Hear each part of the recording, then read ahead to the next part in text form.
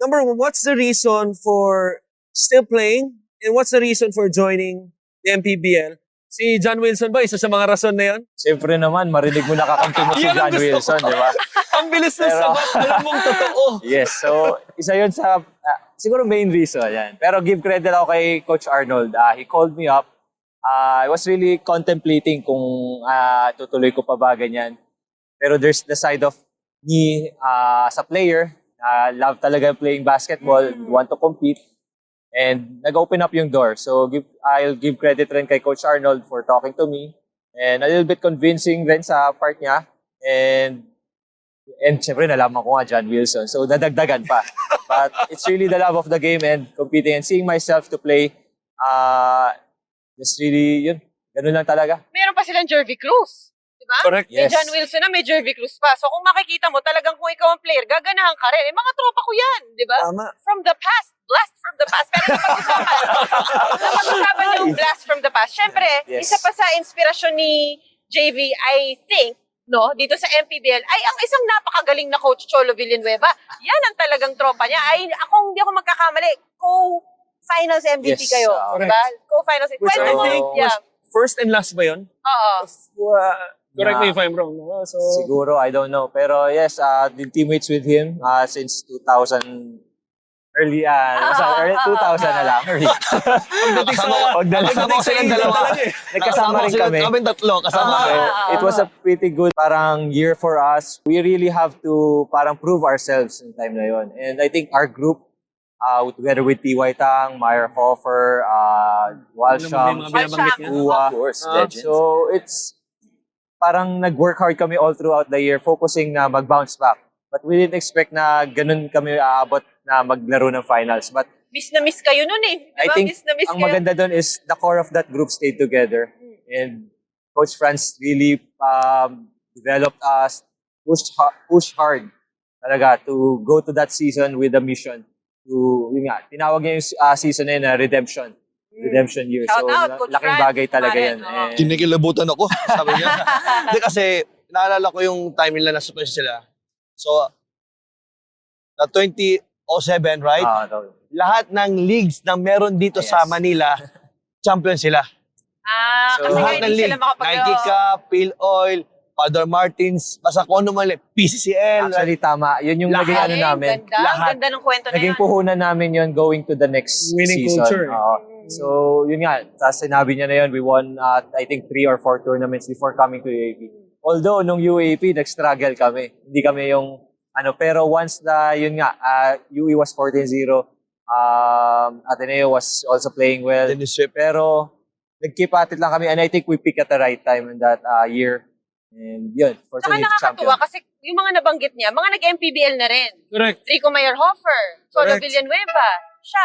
Si JV Gaco ba? Ay, si Gaco. Jervy Gaco. Jerwin. Jerwin Jerwin Gaco, teammates siya 2004, so 04. hired siya sa akin. Ahead. Yes, oo. I think, but So, ni Kuya. ang tanong ko rin, nung nalaman ni, I'm sure, eventually, alam na ni Coach Cholo, nasa MPBL ka. Tumawag ba sa'yo at sinabi sa'yo, pare, bakit naman hindi mo ako sinabihan eh? Baka, puro bata ngayon ng Batangas, di ba? Pero I'm sure, he wouldn't mind No, having you sa team. Uy, Tumawag ba siya sa'yo?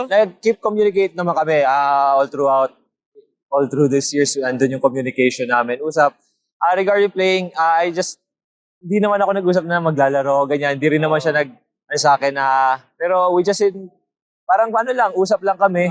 And basketball nung side, nalaman niya, nasa basilang ka na. support, the support was there. Support. Pero may Oo. kwento sa akin si Coach Cholo eh. Ayan na. Okay. Ito na. Ang sabi niya sa akin, nung una ka daw niyang nakilala, kasama ang iyong ex-girlfriend at that time, nasawa na rin ngayon na si Madam Jackie. Tama ba? O, di ba? I did ito, my sige. research. Bibicon, Right. the one and only, because siya lang talaga ever since. Oh! Mag-isip ka na ng bago. Ayan na! Wait, there's more? Same. Since, yung wife ko ngayon, since 2007 kami. Ayan. Same. Kala ko since birthday. Okay. Kaya talaga meant to be talaga mag-teammates kami. So yung mga naging guest natin, di ba? Yan ang mga sikreto, ha? Naalala mo, Coach, meron kang pina-reveal kay Manny Ladi. Di Diba? Kung sino Ako ang ba yun? Oo. Sisisi niyo sa akin. Kung sino nag-i-inspire sa Dani, kanya. hi Dani. Oo. Ravenna. Ito naman, meron din pala sila mga kwento. Pero yun nga, nakwento sa akin ni Coach Cholo, meron daw siyang tinawag sa'yo. Nung una kanyang nakilala, tawag ka na daw niya agad na sir. Bakit nga ba? Ano bang kwento nung sir na yun? Hindi, ang kwento talaga nun, ako yung tumawag sa kanya ng sir. Nagtawagan kami ng sir. Mas respetado si Cholo eh. Okay, head coach kayo ng Batangas. By the way, Yes, sa mga new mas viewers respetado natin. si Cholo. Napunta sa akin ngayon. Yung narinig ng mga bata, sir na yung tinatawag sa akin. Hanggang dumating ako, nag-teammates kami. Sir yung tinatawag nila sa akin. Yun, Hindi so ko na may idea maano. ako, alam ko na ngayon ang istorya. Pero si Cholo talaga yung sir na tinatawag ko before. Okay. Ngayon, gusto lang namin mapag-usapan dahil nga, ito na, magkasama na kayo sa Basilan, ano? Parang veteran duo to eh. Di ba? Up and coming veteran duo. At gusto nila malaman, behind the scenes, sino ba daw talaga nag-run ng offense? O No. tandem talaga siya? No, Coach Arnold ran the offense. So, about naman sa team defense, Coach Arnold always consult us to, Okay. Ganda. okay ba to sa inyo, JB, dyan? Kaya tawag mo kaming tatlo ni Jerby tsaka ni Sir JB na, okay ba itong ganito? Pag goods naman, tsaka ni Coach Arnold na yan So, sa buong kumbaga team. ano lang, respetuhan sa inyo si Coach Arnold, kayo rin kay Coach Arnold. So, maganda yung dynamics Yung dynamic nila. Oo, Bihira maganda. yan. Kayo ba sa Manila, ganon? Kino-consult kayo kung ito bang Joe, ito bang offensa, ganito. Hindi, naglaban na ba kayo? Hindi pa. Not yet. Hindi pa. Okay. Joe, ilang minuto Para bang magkaroon gusto ng mo, ibang Joe? insight naman, no?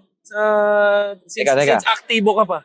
Ba't napunta sa akin? Dapat sa kanila yung ano. Hindi, kasi syempre tungkol sa liga to eh. Di ba? naman. Tsaka baka maybe ma-scout mo sila since hindi pa kayo naglalaban. Wing, di ba? Wing. Tsaka, Pero, ang kagandahan sa amin is, yung mga bata nakikinig sa amin, nakikinig din kami sa mga bata. Kasi, okay, ganda. di porket na veteran ka, ikaw laging tama. So, may nakikita silang hindi Narinig mo namin yun? nakikita. Hindi porket veteran ka, ikaw laging tama. Okay.